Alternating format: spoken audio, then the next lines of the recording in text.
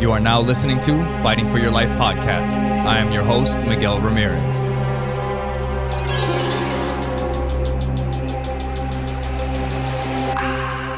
And on today's episode, we have a coach from Columbia River Jiu-Jitsu and Reptilian Top Team, also host of Forever a White Belt podcast, Naughty Nate. Welcome to the show, Nate. Hey, Miguel, what's up, guys? Thanks for having me on, man. Yeah, for sure. It's awesome to have you on here. We've been kind of going back and forth here on social media. Found you through the Street Beefs team. Yeah, how you doing? Yeah, man. Big fan of the show. Love it, by the way. Thank you, man. Great stuff. Especially love that podcast you did with your dad, man. That was awesome. That was a great insight onto like martial arts as a whole and how like generationally it can be passed down. Yeah, that's amazing. Yeah, I appreciate it, man. Yeah, when I first started the show, I was like, I got to do the first couple episodes with my dad. Let him tell his story, tell the history of martial arts in Ecuador and all that, and how. It's also a great insight into your story.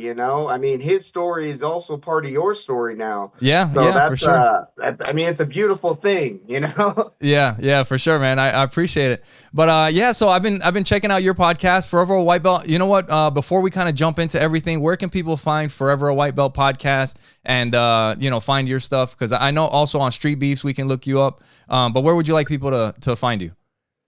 Check out the podcast on YouTube. If you just go at AFAWB, that's FAWB, and it stands for Forever a White Belt. You'll find my YouTube channel.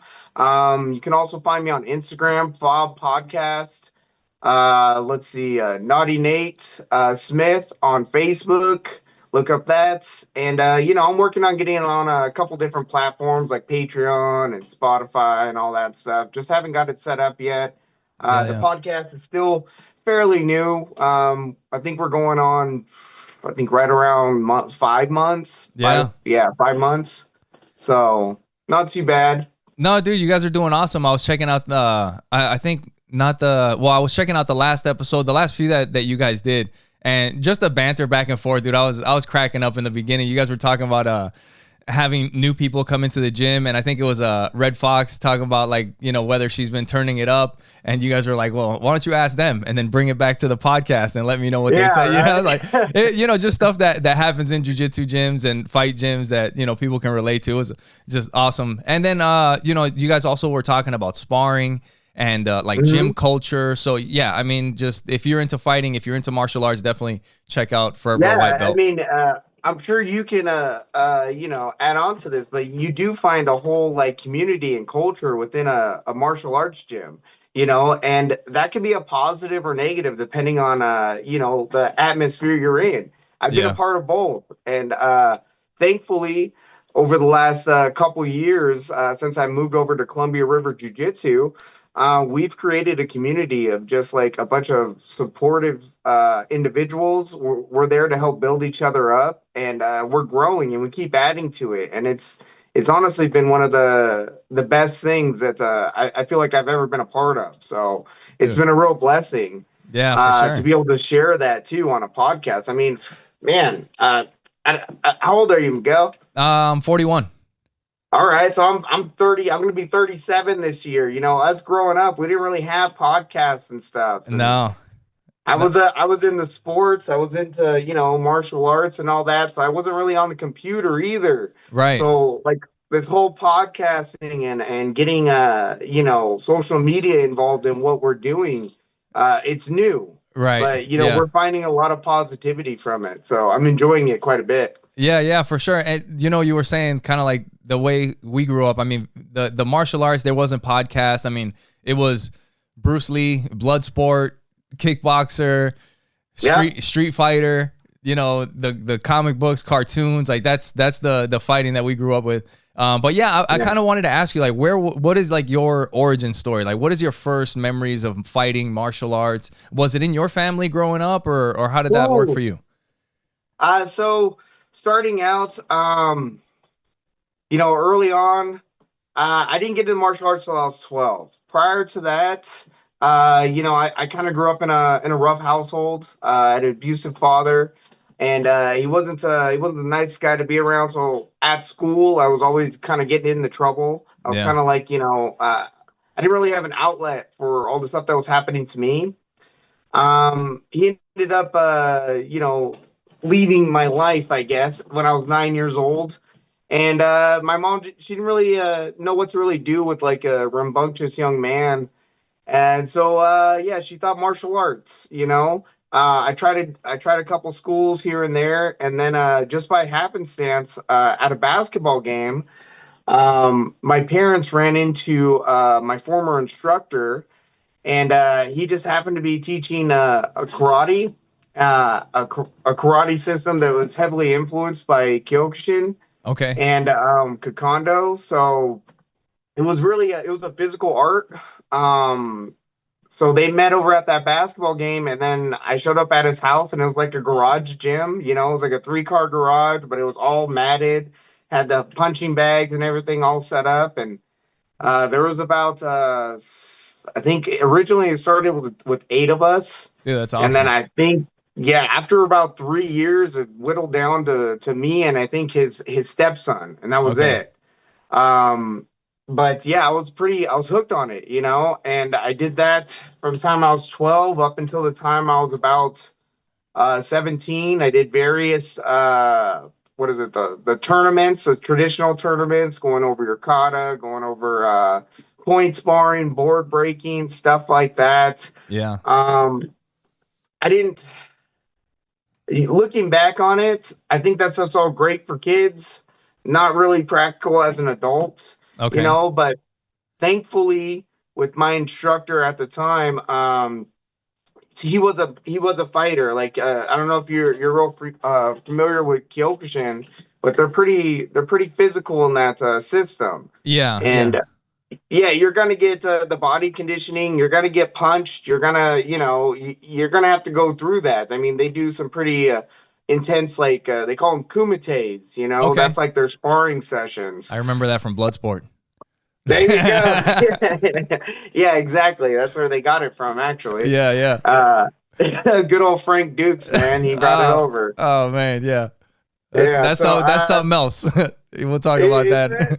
it, so after when I was about 16, I had a child. So I had a child when I was 16. So I kind of got away from martial arts for a while and got to, I was working, trying to finish with school and stuff. Well, I reconnected with my martial art instructor again when I was 19.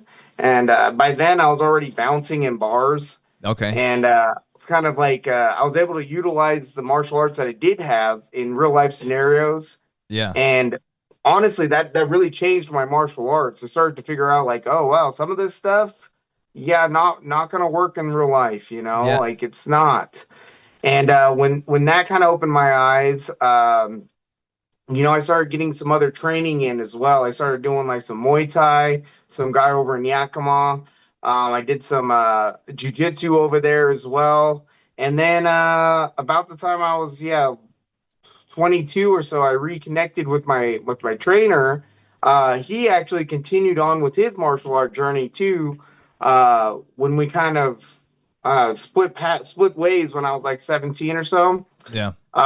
And he started doing like MMA type stuff. He started getting into like judo and all Okay. that. So they ended up forming a team over in Salem, Okay. Oregon. And he had his whole like MMA team down there. Well, when I was like 22, like I said, me and him kind of got into contact again. He's like, hey, man, why don't you come down here and we'll take a crack at this MMA thing and see how that goes. Okay. My life was kind of hectic already, and I needed some more stability. And my daughter, she was living over here in Oregon, and I was traveling every other weekend to come see her over here. So it was just a pretty easy move for me to move from Yakima, kind of over near Vancouver, which is Yeah. only about 2.5 hours away.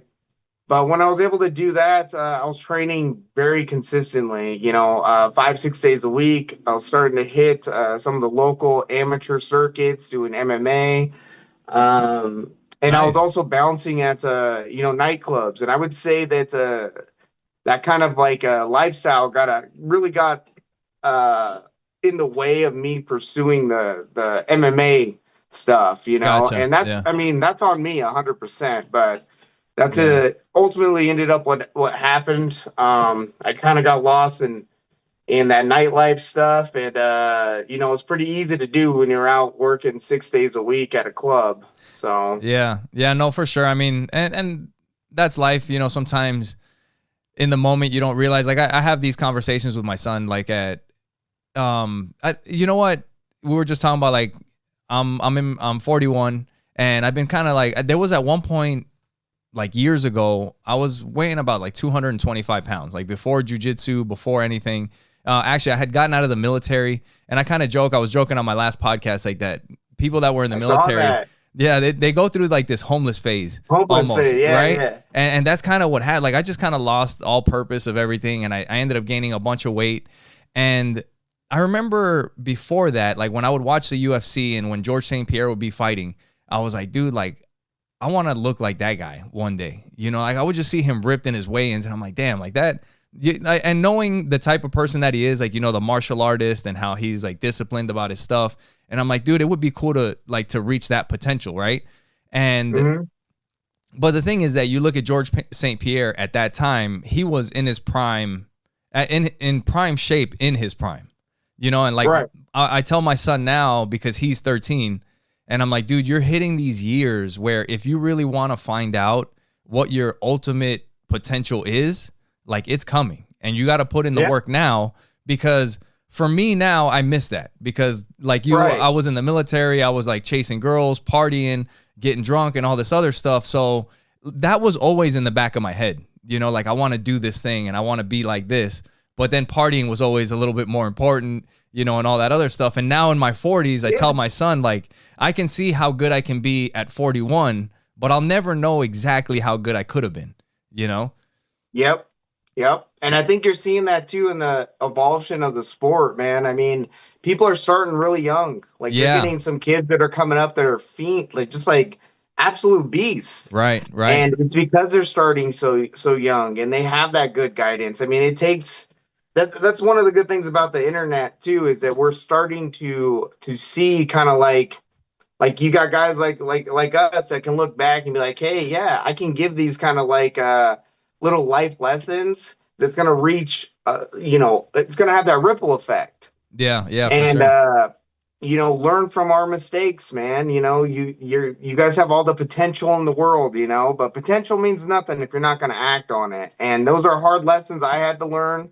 Yeah. Those are lessons though that I think individually people need to learn. I had people in my ear telling me, hey, man, you should be doing this, you should be doing that. But ultimately, it comes down to you, what it is you want Right. and, the choices you make. And you'll have to live with those consequences. And, Right. it's good that you're there to guide your son, though, man, and Yeah. kind of Yeah. steer him down the path that, you're trying to get him to. And I Yeah. hope he listens. I Yeah. hope he Yeah. listens, You know, I just want, ultimately, if that's what he wants, I want him to Mhm. have the opportunity to do that, because I don't want Yeah. him to regret it later on. If it's not important to him, then cool. Maybe Yeah, it's not a yeah. big deal. Maybe he wants to, like, he's super into 3D printing and all this other stuff. And I'm like, cool, Mhm. bro, if you're into that, then do that 100%. Like, but whatever it is, just figure out what that is and do that and try to be the best at that, so that you're not wondering, like, well, what if I could have did this or could have did that. And I, like you were saying, I think there's just so many things that people think about. And I think I heard you maybe talking about it in one of your episodes. It's just like, it's just a thought for a lot of people. It's just, they Yeah. never actually just put it into action, or take that first Right. step, hmm Yeah. Yeah, and then I think a lot of people too, they have a kind of a misconception on what it is they can do, when it Yeah. comes to martial arts. Like you get some of these people that feel like they don't have to train, that they can just walk in there. If they wanted to start doing it, they can. Yeah. I can And turn it it on when I just, want to. yeah, or I Yeah. see red, bro. Right. Trust me, if when I get hit, I see red, bro, Right. and that's Right. all it takes. Yeah, for And sure. you're going to be in for a real shock. Like it really takes a level of dedication to hit these higher levels, Yeah. and I'm at a point in my life now too, where I've accepted that those really high levels are kind of out of reach for me. But that doesn't mean that I can't still enjoy martial arts, that I still can't learn and become, uh, secure in what it is I can do, Right. and I stay consistent. It's crazy. I wish I kind of had the mentality I have now back in my 20s. Yeah. But then Well, I think too, maybe I needed my 20s to have this mentality. So it's kind of like yeah, that the play balance. on, you Yeah. know. What do you think? What is Uh, different between your mentality in your 20s and now? What do you think is the biggest difference? I think it's maturity. Yeah. uh, but the big difference is my outlook on things, man. How I deal with like problem solving. Yeah. Prior to a couple hard lessons I had to learn. My big I guess the way I solved problems was, drinking or partying or like you said, just running around trying to chase women or whatever it was. It was really ignoring the issues that I had in my life. And then now as an adult, I find that the sooner I face those issues and come up with kind of resolve, the more my life is better for it. Like I Right. get more positivity out of addressing those shortcomings than I do from ignoring them and putting like all these obstacles in front of me. Yeah. You're more at peace.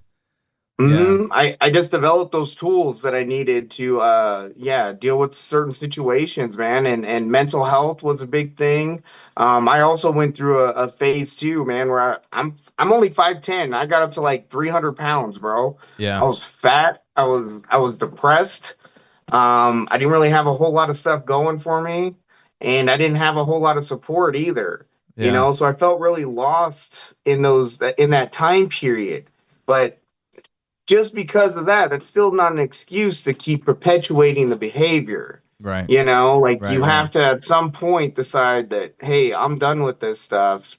Yeah. I'm ready to move on. And I think when I made that hard line in my life where I was like, hey, I'm ready to move on past all the BS, that's when my life really started to change for the better. But Yeah. it took a lot, man. I really had to kind of kill who I used to be who I am now. Right. Yeah. Yeah.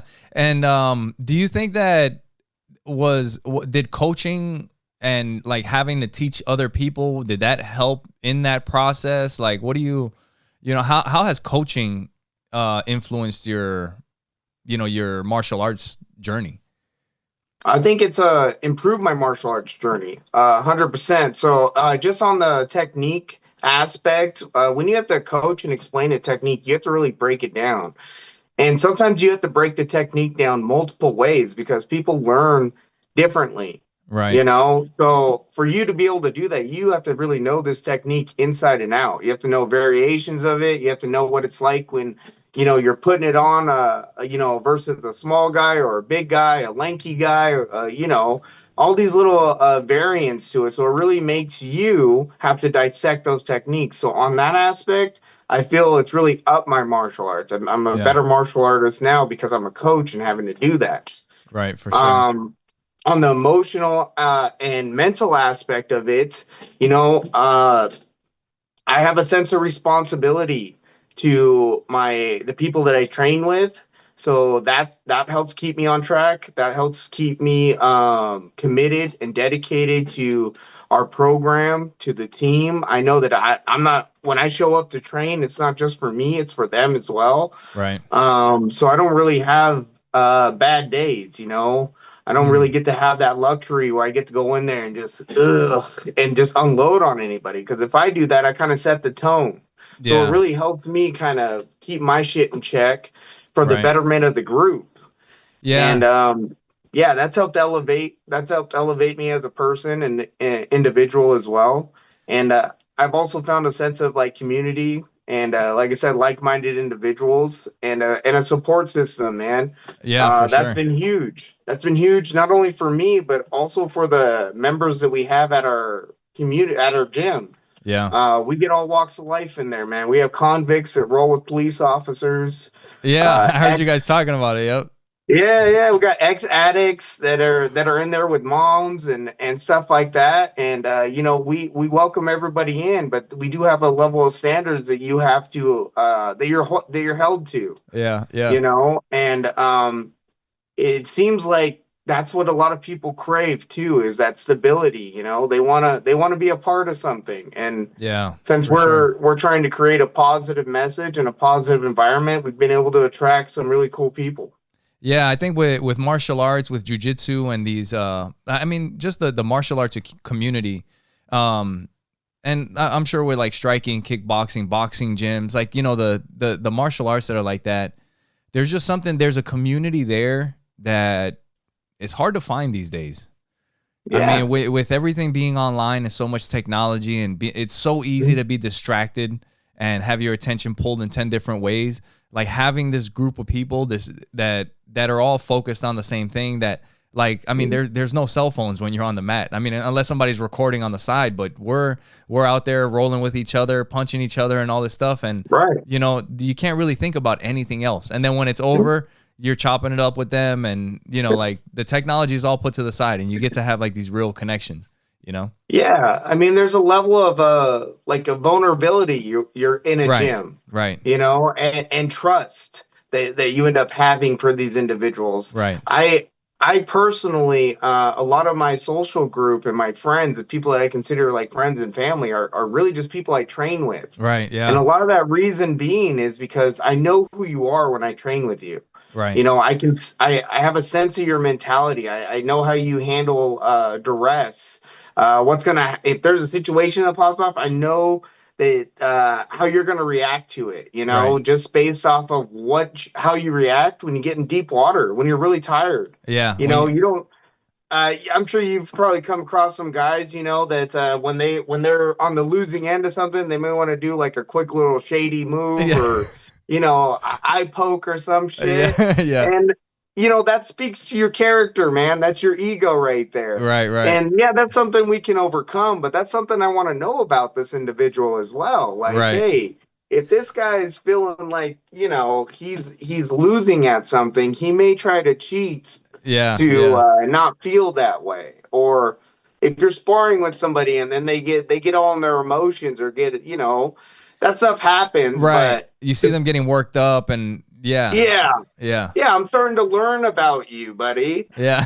If you're not consistent with your training, and you're just lazy, or you show up after warm-ups, or all, those are all character traits Right, right. that you can't hide on the mat. Like, you can't lie in martial arts, especially when it comes to like jujitsu, or an art where you're actually having to touch somebody. You're doing Right. actual sparring. We're not doing just like It's not like a dance. demonstration. Right. Yeah. Yeah.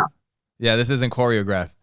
Yeah. Exactly. And this is not a McDojo, there's a lot of those out there where you have I don't know how many testings you've been to, but I've been to quite a few like traditional testings where you got a panel of old fat guys up there Yeah. wearing their black belts, their hands all in their black belts, talking like they're grandmasters and shit. And it's like, bro, you can't fight your way out of a paper bag right now. Like, you shouldn't Right. be that That one, you shouldn't be that comfortable up there, and number two, like, don't be that pretentious, bro. right, right. Like, especially when we're talking about like integrity and being humble and all those tenet type bullshit. And here Right. you are up there just, oh, look at me, blah blah blah. Like, come on, bro. Yeah, and when you're at like gyms like yours, like my gym, like you have these experiences. We talked about it on the last episode when you run into little kids that'll light your ass up, and it's like, Yeah. it humbles the shit out of you, man. It's crazy.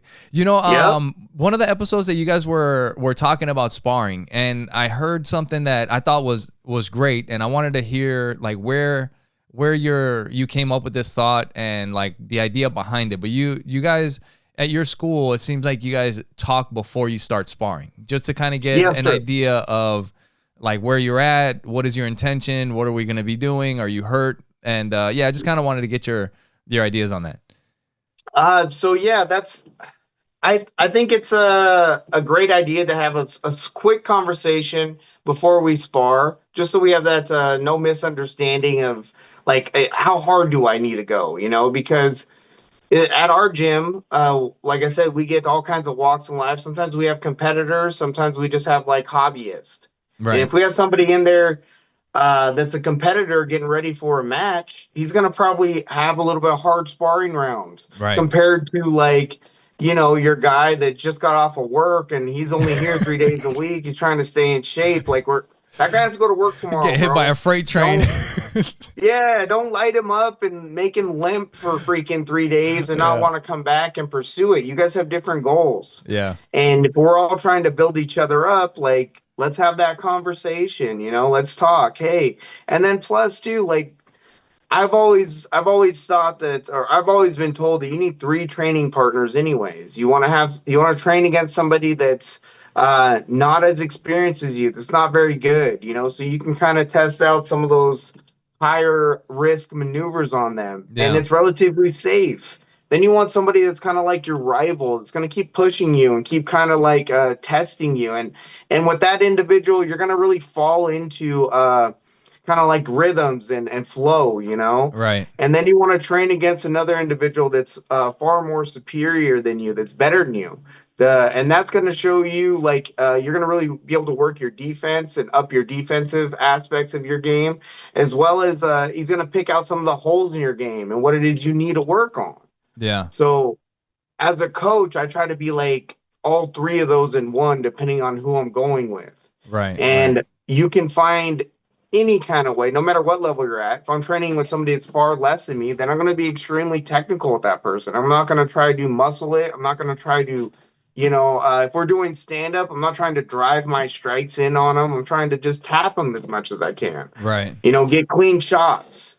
So that's kind of like the philosophy behind it. It's a safety thing. Right. It's a when we train, we should train with intention, sort of thing. So it's just kind of like dropping that little, gem in them, and like, hey guys, Yeah. let's just talk. And plus, if you're new to our school, it's an inviting thing. Like, hey man, Yeah. you don't have any experience? Well, hey, cool. I kind of know that when I train against white belts, I expect them not to have like control. Right. I expect them to hit harder than they intend to, Yeah. and if if I didn't have that conversation or know that you weren't a white belt, I may assume that, hey, this guy's just trying to knock my head off. And then Right. things get out of control, and then we got bloody noses, and Yeah. nobody Yeah. wants to come back. Like, nah, we don't need that, guys. Yeah. Yeah. For sure. No. So, how long have you been over at Columbia River Jiu Jitsu now? So I've been coaching at Columbia River Jiu Jitsu. I think I'm going on my uh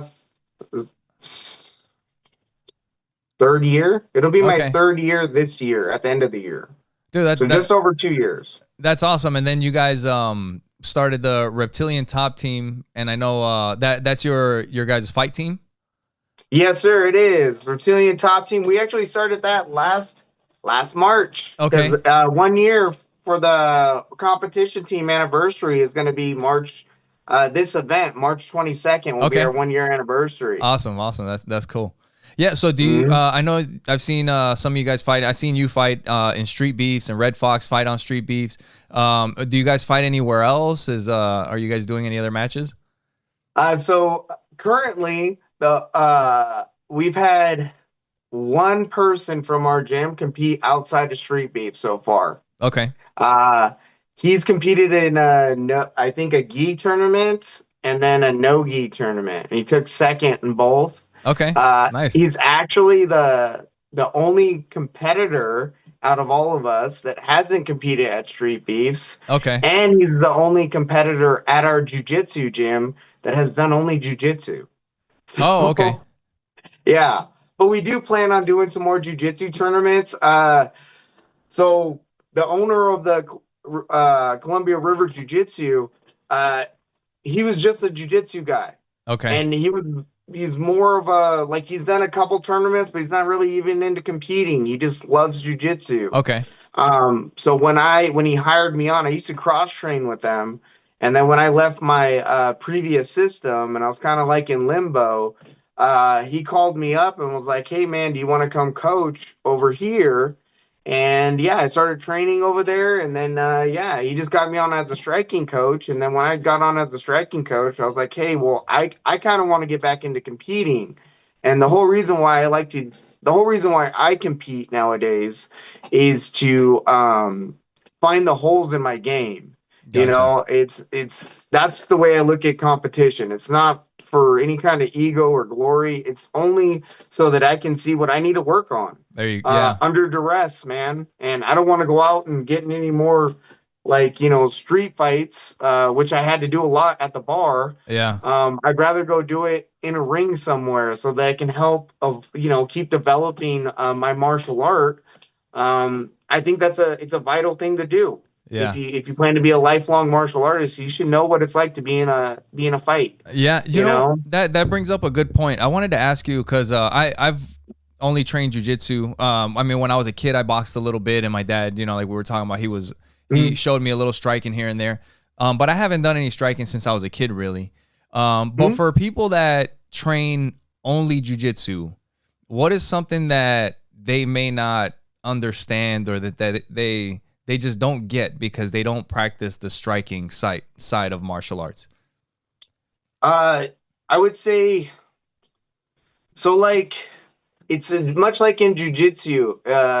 When you start out as a white belt, right? You got to learn your leveraging and your spacing. Yeah.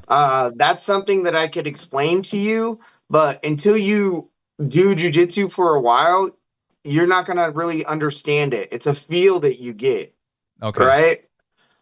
When it comes to striking, a lot of times it's angles. It's the angles you got to find. It's managing the range.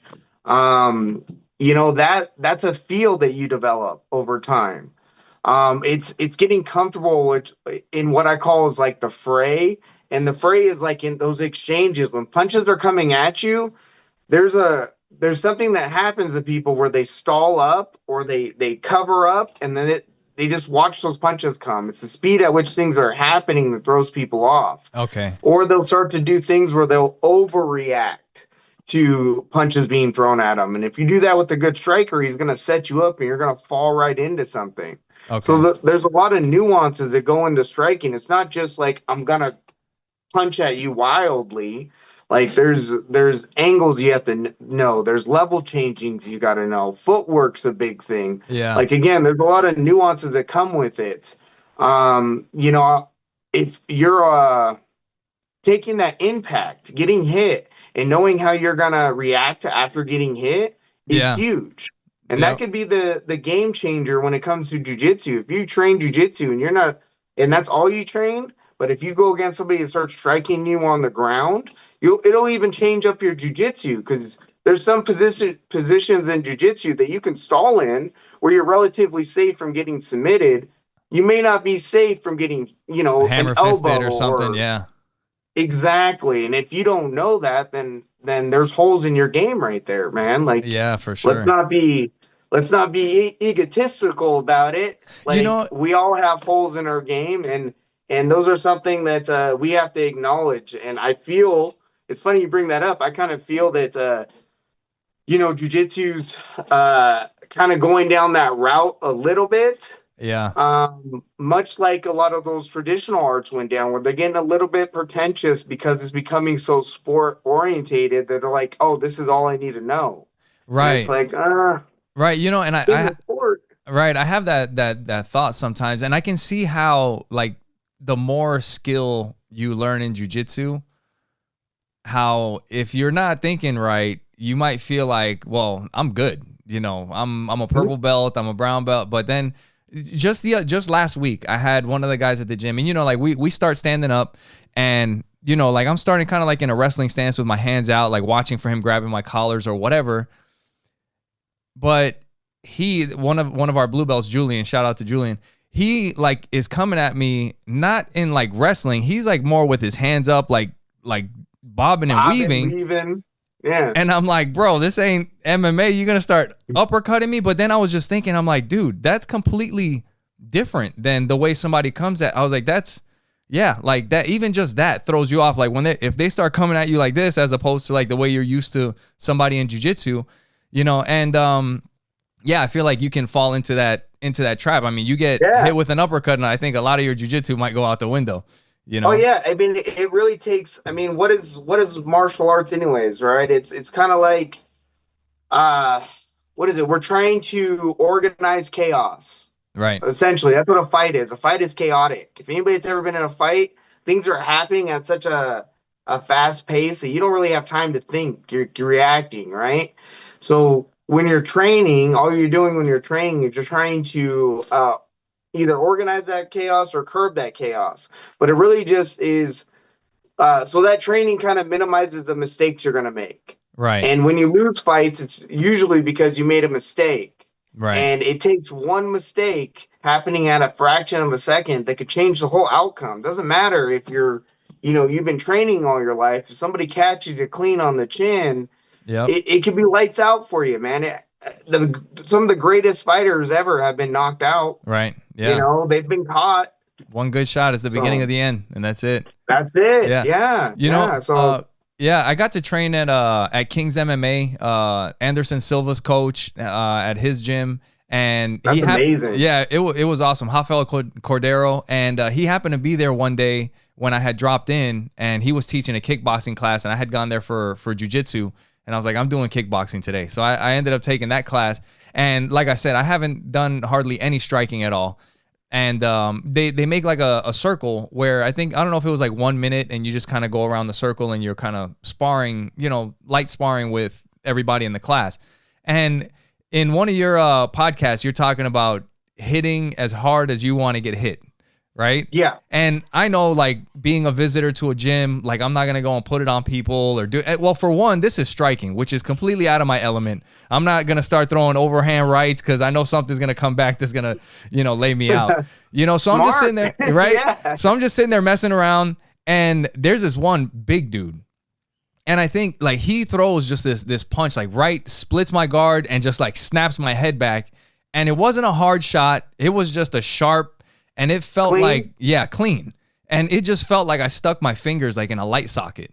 And it was like a bzzz, and I was like, holy shit. And I like, that's one of those things that if you're not used to getting hit and you just get popped, like that could throw you off, Oh yeah. And now I think of the follow-up on top of that. Right. There's a follow-up with like 2-3 more strikes. Yeah. Like, whoa. Yeah. And I think the cool thing with that dude is he was a big guy, and I was kind of like just not really going too hard because, like I said, I was visiting. But it was kind of like him telling me, like, yeah, we can pick it up a little bit. Like, you can throw a little bit more if you want, but not in a way like let's try to knock each other out or whatever. But it was a cool experience, I think just like that, right? You got to learn a little bit about that guy, right? Just right. By crossing swords with him, you got to learn a little bit about his character, man.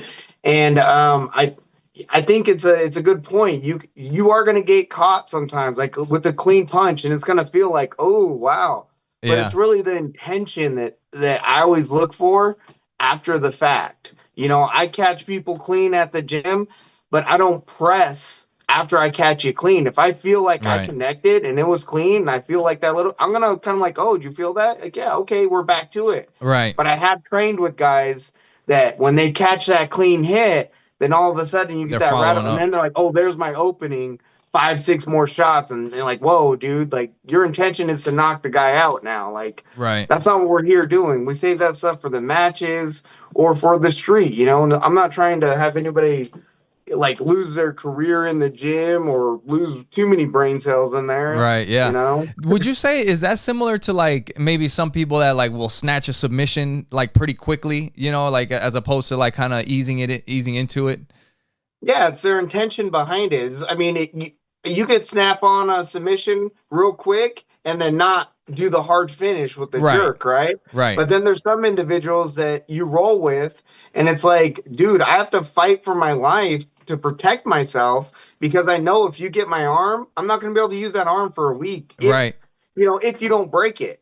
Yeah. And I think that that's just a lack of control on that individual. And that's not people I really want to train with, because you're going harder and faster and all that. That doesn't necessarily make you a better martial artist. Sometimes that can hinder your progress too. Right. You have to learn that control. That control is going to benefit you. I always point to like feints in a stand-up. Yeah. If you don't have control with your hands and your stand-up, you'll never be able to pull off a feint correctly. You can't control it.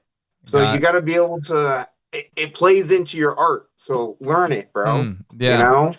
Feinting. And then you can also goat people in, when it comes to their emotional ties. When people aren't thinking clearly, they tend to make more mistakes. So if you can get the guy, to come at you with aggression and not give a shit, then that may work to your benefit as well.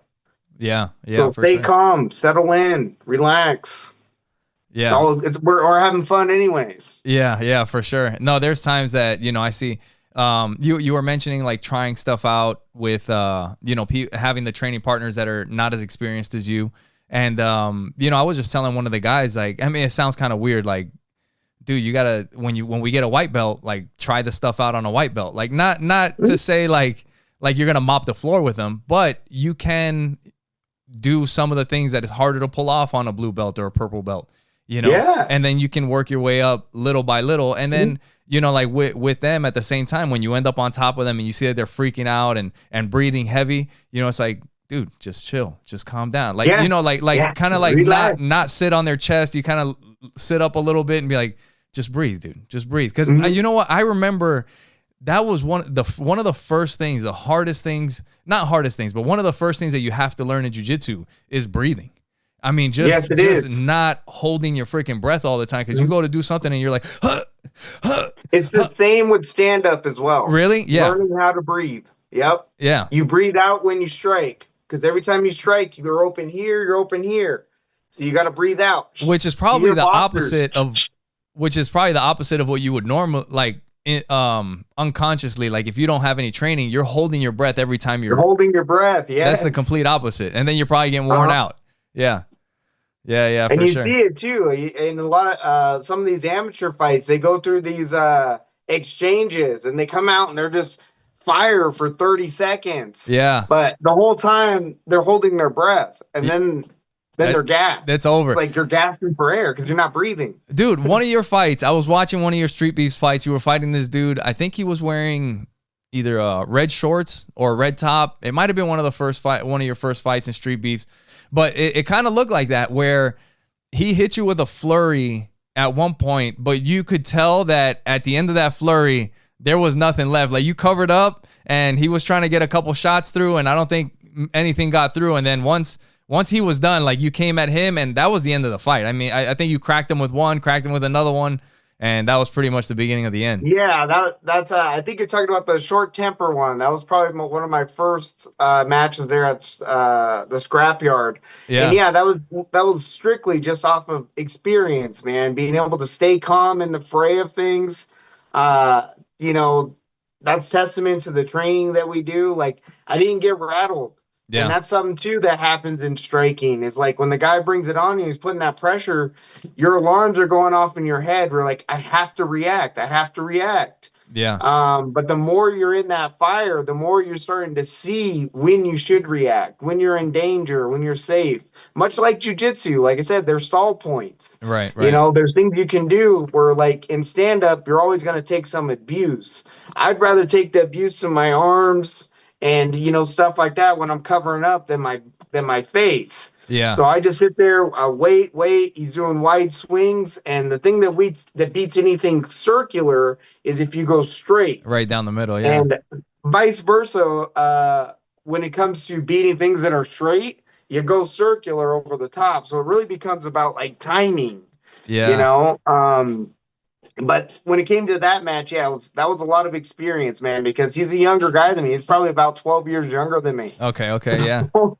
But it was just an experience thing. Took him out in the deep water, and try to get him to swim with me. Yeah, dude, that was a cool one. I also saw the one where you were fighting Black Panther. And that one, I don't know, you could tell me if I'm wrong, but it seemed to me like at a certain point in the fight, it seemed like you kind of had, like, maybe he was getting a little tired. I don't know. Was he older than you? I think he was maybe a little bit older than you. He's a little older. He's about 5 or 6 years older than me. Okay. Yeah. I really like Black Panther. I think I've spoken about this match on a couple podcasts. It's not that I don't want to say I was taking it easy on him. Yeah. There's nothing like that. But my intention behind it was I didn't want to injure him. Right. And I wasn't looking for like a knockout. I was looking for like a good technical match with him. Yeah. Because I have a lot of Black Panther and some of the other guys at Scrapper, quite a few of them, the regular guys that are there all the time every month. Yeah. Like, I look at those guys as like, extended family, like those are my cousins.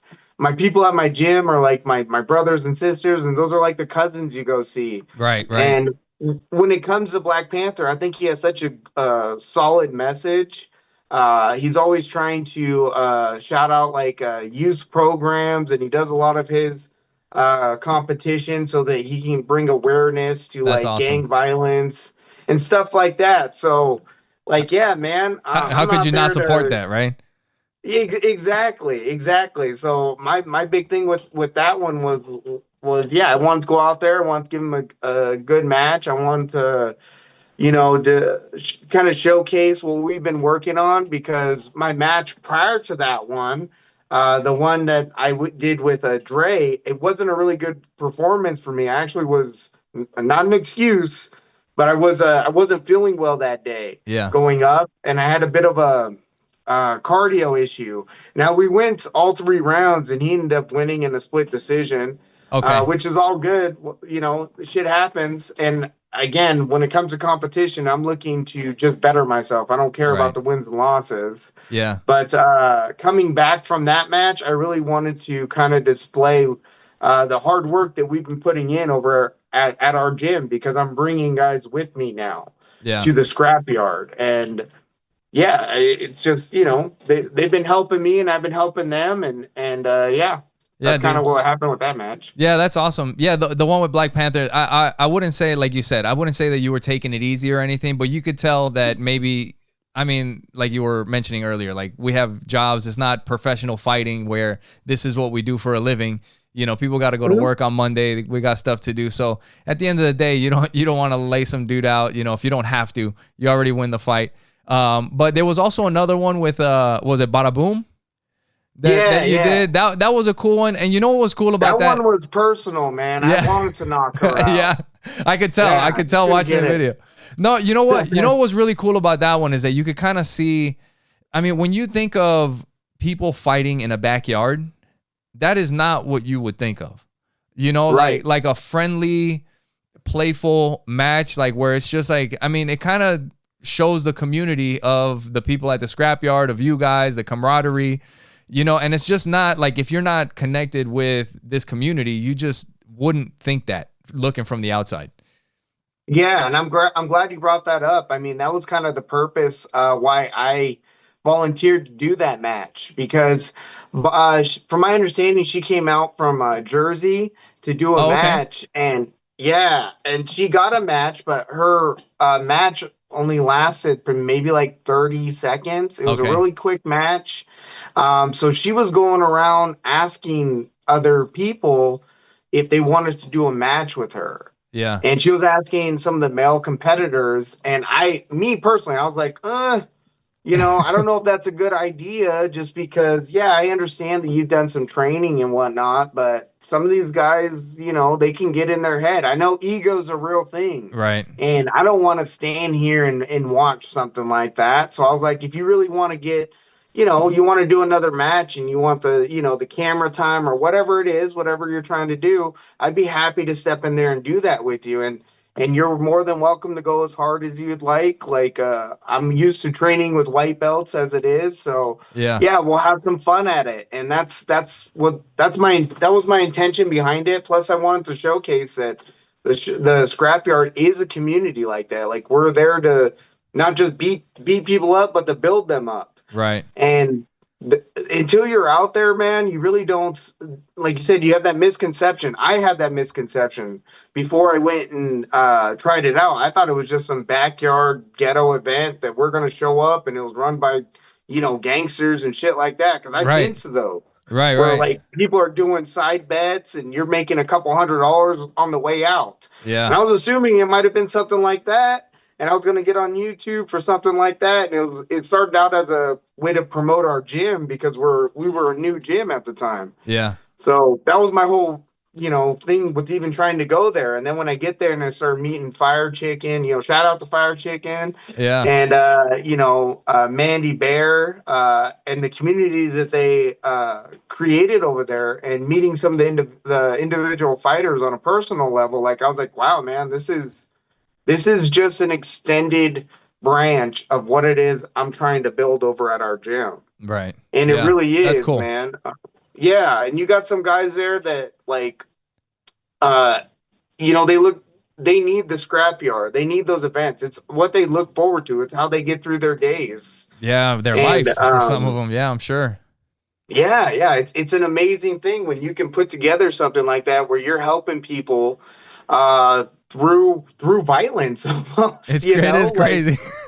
yeah, but you know, I think I saw this on your last podcast too when you were talking with the veterans. Like, until you're a part of it, you don't really get it, you Right. know. But it's not just about the violence. Like, there is a peace and beauty in that violence, man. Like, you're seeing hard work, you're seeing dedication. I mean, you know, Yeah. when you go against a competitor that pushes you to your limits, like, Yeah. I don't hate that guy. I actually appreciate that guy. You're making me better, bro. Yeah, you shared And something. You shared something. yeah, and you have that respect for that individual, you know? Yeah.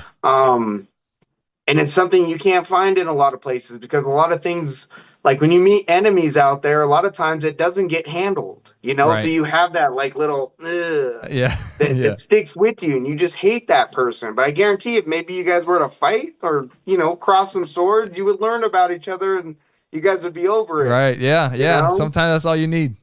Yeah, Yep. so go out there and fight, guys. Yep. Yeah. Find your local street beefs Yeah. yard to throw down at. But That's it. dude, I wanted to ask you, so for somebody that trains striking and does grappling, well, for you, how much of each do you do? Like what is your training like? How much jujitsu and how much striking do you do? So right now I'm going to the gym 4 to 5 times a week, depending on, you know, injuries and whatnot. And I'll train about an hour and a half of each when Okay. I'm there.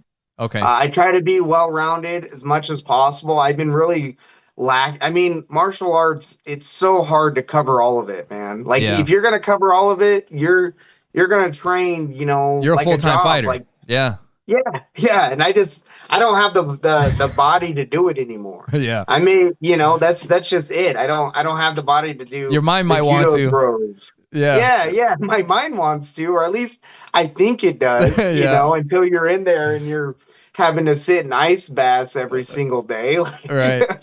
that'll mess with you. But you know, I'm getting about, I would say I'm probably doing 4, 8, so a good 10 to 12 hours of training Okay. a week when it comes to my stand-up and my jiu-jitsu. It splits, and some weeks it's like 8 hours stand-up, some weeks it's 8 hours jiu-jitsu. Gotcha. Yeah. Really depends again on how my body's doing. If my legs are hurting, like if I got you know, I got a sore shin today. Yeah. So like tomorrow when I go into our Sunday service, I'll probably do just jujitsu. Yeah. You know, I'm not gonna do any stand up or take any leg kicks. I'll probably just lay on the ground and do that lazy man jujitsu, you know, Yeah. and hang out. But yeah, I try to get in at least that. I know that if you're gonna be competing, I always recommend if you're gonna compete, you should train at least 20, 25 hours a week. Okay. And if you're gonna do this shit full time, look at it as a job, man. 40 Yeah. hours a week. Yeah. That's it. So what would you say for somebody that, you know, like, let's say somebody like me, you work full time, you got 2, 3 other podcasts, you got side businesses, side quests, and all that other stuff, and you could only train one. You can either do striking or jujitsu. What would you recommend for, like, let's say just self-defense purposes? For self-defense purposes, ooh, if I could just check, and we're talking like in the street, Yeah. right? That's a loaded question, right? Which one's your favorite? I would say if we're talking with the individual attacker, it's one-on-one Yeah. and no weapon involved, jiu-jitsu 100%. Take the guy down, strangle him, break his arm, do whatever you got to do. Yeah. But there's so many factors when we're talking to real life scenarios. You know, there's weapons involved. There's +1 factor. You don't know if you're getting attacked by this guy and his buddy's coming around the corner. Yeah. In that scenario, you don't want to be wrapped up with the guy. You want to be able to strike him, finish it, and get out of there. That's something You know, that not a lot of people talk about. Like, you know, people talk striking and jujitsu, but a lot of people, or a lot of times you hear for self-defense, the best thing is jujitsu or whatever, but not many people I've heard talk about more than one person. Because as soon as you have more than one, you have two people, you may not want to, like you said, you may not want to be rolling around grabbing onto one guy while the other guy's smashing your head in. Right. No, and some of that comes from real life experience. Like I said, I was a bouncer for over a dozen years. Like I've been in real shitty scenarios where it has been me against multiple individuals, and you can't restrain them. You can't pull off that arm bar. Plus, a lot of times you're starting from a standing position. Right. So even like with jujitsu, you can't butt scoot towards them. yeah, exactly. Jiu-jitsu had to evolve. They had to learn some takedowns. They had to get some better takedowns because of that factor. Guys were going to tournaments and then butt scooting towards the dude. You can't do that on the street, bro. Yep. That's probably not a good idea. Yeah. It's gonna soccer kick your ass. For real. Like, but yeah, man, I recommend this. So I recommend any form of training is going to be good because it puts your mindset in that kind of like higher sense or higher instinct level, I guess. Like you're going to be prepared to recognize when danger is near you. You're going to know, like, if this guy is being combative with you, even if all you did is train jujitsu, you're going to know, like, hey, he's too close to me. I need to do something. Yeah. Compared to somebody that doesn't train at all, sometimes, I mean, I've been there, I've seen it, where they're going to talk shit to each other and you guys are like this. And one guy has his hands up and one guy has his hand down and his chin out saying, hey, hit me and see what happens. Hit me. And I'm like, bro, you have no clue. You're going to let this guy tee off on you and then you're going to react? No. Yeah, for sure. No, and I think, like you said, any type of real martial arts training, striking, jiu-jitsu, like you have that, at least that fight intensity. You know what that is like. Yeah. And test it, guys. Yeah, for sure. That's what the competition's for. Like, if you're in some bullshit art that's like the instructor's like, this is all you need and you don't need anything else, or he always has the answer for everything, but you've never seen this individual actually do something under duress, you never seen this individual compete, you're just taking it all for face value, then you might want to go test your art. To see for if sure. what you're learning is valuable. Yeah. So speaking about what you're learning, your guys' podcast, Forever a White Belt, I wanted to ask you about that. Like, where did the name Forever a White Belt come from? So that's a two-part question. Forever white belts, to me, is a mentality as well. It's not just like a saying. I constantly feel like I'm learning when it comes to martial arts, and I'm picking up little, nuances from every individual I train with. So I never want to go into a situation thinking like I know it all, or I never want to be like that pretentious guy that's just like, hey, I've been doing this 24 or 25 years now, and there's nothing you're going to tell me that I don't already know. Yeah. And I'm only saying that because I've ran into those individuals, and I don't ever want to be like one of those individuals. The second part of that is when I left my system, I was a 5th degree black belt in the system I was in when it came to the striking aspect. And then I was when it came to the Brazilian jiu-jitsu aspect, technically I'm a 4-stripe purple belt in the Pedro Sauer system. I was a month away from getting my brown belt, or testing for my brown belt, when I left that system. Yeah. When I had the falling out with my instructor and I gave up, I said I was no longer going to be a part of my striking system anymore.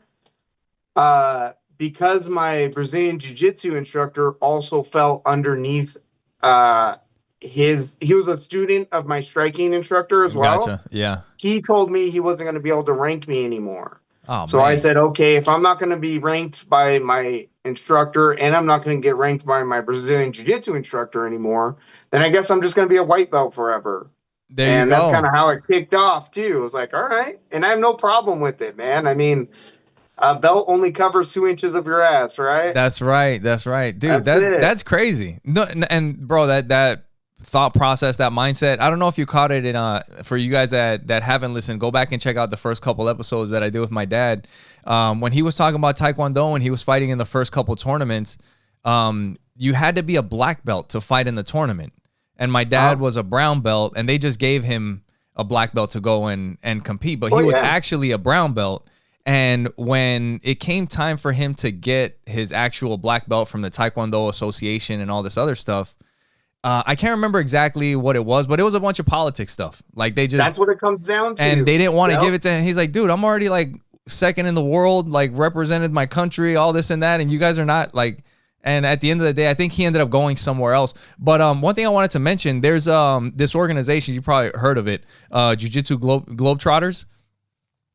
I've heard of it. Yeah. I'm not real familiar with it, but I have heard of it. Yeah. I got to look into it a little bit more, but I know it's kind of like a freelance jiu-jitsu community. Like they do jiu-jitsu seminars around the world and stuff like that. But they also have this thing where like they don't play any of the politics, like that cult-like mentality that martial arts can get sometimes. And they're like, dude, if you want to come out to one of their seminars, retreats or whatever and train, and if you feel like maybe you're a brown belt or whatever, like whatever level you are, you can show up and roll around with some of the guys, and dude, they'll just promote you right there from one of their black belts that are at their seminars, so it's, because I had a guest, I did a private lesson the other day with an individual that never trained before, and I gave him a black belt. Yeah. Sure. Yeah. It doesn't. Yeah, I mean, it's just a belt. Right. Yeah. Right. Yep, for sure.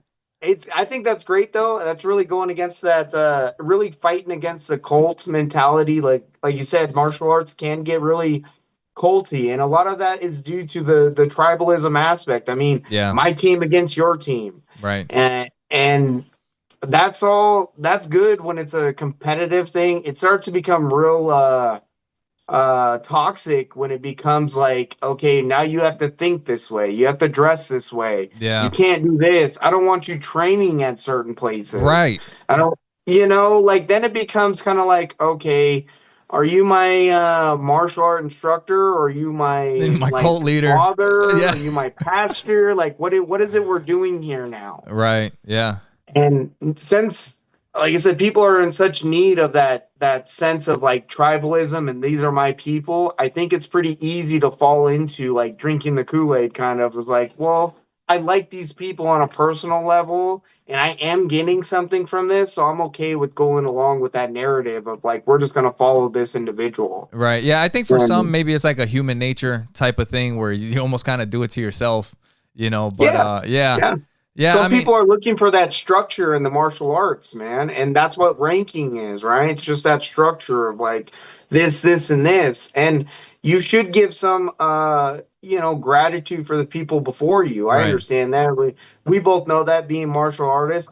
Regardless of, any of the animosity me and my former trainer have, like, I still love the times that we had together. I appreciate all the knowledge that he has given me and that we have shared. And I cherish those things. I'll carry those things with me for the rest of my life. Right. They're a part of you. Much like you and your dad. Your dad was able to pass something on to you that he bled and sweated for. You know what I mean? Yeah. And he was able to give that to you. Like, how could you not have some respect for it? Right. But right, for sure. As an individual too, though, like I also live my own life. I'm also going to find my own path, and I appreciate what you've done. But also as an instructor and as a coach, for me with my students, I want you guys to surpass me. I want you guys to, like, I got this for guys. This is your jumping platform. That's all it means. I hope you guys get even farther. Yeah. And that's what I want for my students. I don't necessarily know if that's the case when it comes across all arts. I think a lot of times the instructor or head instructors, they get real comfortable being at the top right there, not having anybody question them, and they like the idolization of it. Yeah, idolization is a huge thing. There was recently I saw this meme, and it was about a father and son type of thing. But I think if you're part of a good gym, like it kind of applies to the same thing. Like it was saying like for the father and son relationship, it's like your dad is the only man that in the world that wants to see you do better than he did or better than him or something like that. And I think as a coach, if that is your mentality, then you're at a good gym, because there's moves that I've shown, like not too long ago. I showed one of our white belts an Americana from the bottom of side control. He hit me with it. And dude, I was like so happy when he did it. I was like, dude, that was awesome. I was like, let me show you the wrist lock after that, but it's like when it's that mentality of like keeping things to myself because I don't want them to find out because then they're going to get better than me. It's like we share everything. If you get better, I get better. Now I got to watch out for that Americana.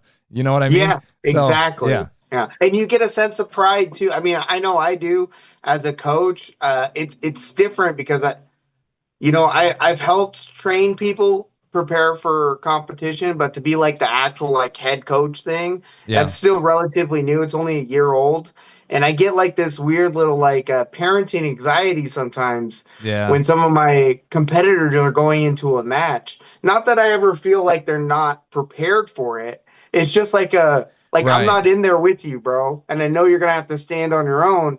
And I get that little fear, but then when I see them in there and I see them performing and I see that they're utilizing the techniques that we've been working on, and I get like a crazy sense of pride and like it brings like tears to your eyes. Like win, lose or draw, bro. I know you're in there fighting. I know you're in there giving it everything you have, and I'm proud of you. Like I'm extremely proud of you. Yeah. And that's a crazy feeling that you capture as a coach, know, and it's something that I don't ever want to take for granted, and I'm not gonna abuse either, because like I said, I've been on that other end of it where it's like you put so much faith into some people and sometimes it's blind, Yeah, for sure. Yeah, no, that is one of the signs of that community, because not just for the coach. I mean, if you have a tight gym where everybody's close, you watch your buddies competing, and like after all the work that you guys have put in the gym, to see them go through a match and see them get their hand raised or see them get beat up, like it's almost like you're in there with them. You know what I mean? Oh yeah. Like you just want the best for them. But yeah, for sure, I definitely know that feeling.